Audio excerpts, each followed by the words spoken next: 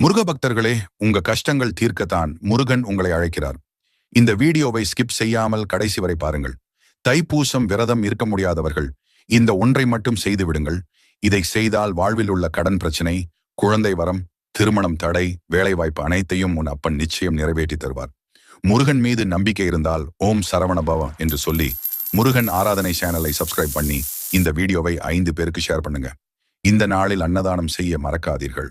முடிந்த அளவிற்கு ஒருத்தருக்கு உணவு அல்லது ஒரு நாணயம் தானம் செய்தாலே போதும். நம்பிக்கையோடு செய்தால் அன்றே உங்க வேண்டுதலை உடனே முருகன் நிறைவேற்றுவர்.